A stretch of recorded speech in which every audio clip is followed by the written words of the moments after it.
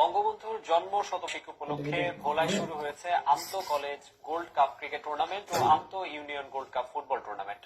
নাসির উদ্দিন লিটনের তথ্য, উৎপল দেবনাথের ছবি নিয়ে রিপোর্ট।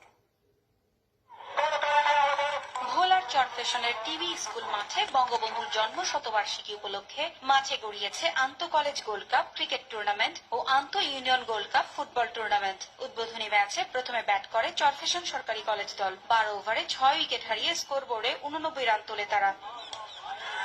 জবাবে ব্যাট করতে নেমে 10 ওভার 2 বলে 6 উইকেট হারিয়ে লক্ষ্যে পৌঁছে যায় রহিমা ইসলাম দল। এ সময় তৈরি হয় উৎসব মুখর পরিবেশ। করোনার মাঝেও এমন আয়োজন স্বাগত জানান দর্শকরা। দীর্ঘদিন ধরে আমরা মাঠের বাইরে ছিলাম, এই করোনাকালীন ঠিক আছে আমাদের এই টুর্নামেন্ট আয়োজন করার জন্য আমরা এখন মাঠে ফিরছি। প্লেয়াররা মাঠমুখী হয়েছে, আমরা দর্শকরা মাঠে খেলা দেখার সুযোগ পেয়েছি। এলাকার সর্বস্তর জনগণের মধ্যে একটা আনন্দঘন পরিবেশের সৃষ্টি হয়েছে।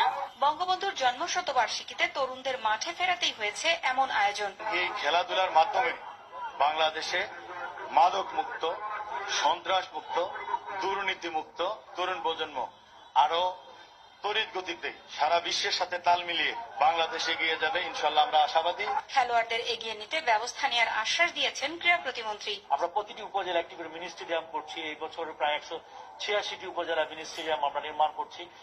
এই কার্যক্রমগুলো আমরা যদি করে দিতে পারি, প্রতিটি উপজেলায় এগুলো এই ধরনের স্থাপনা আমরা তৈরি করতে পারি, তাহলে আমাদের খেলাধুলাগুলোকে আমরা আরো বেশি প্রসার করাতে পারবো। বঙ্গবন্ধুর জন্ম শতবার্ষিকী উপলক্ষে আয়োজিত এই টুর্নামেন্টে উপজেলার 8টি কলেজ ও 19টি ইউনিয়ন অংশগ্রহণ করছে। সময় সংবাদ, ভোলা।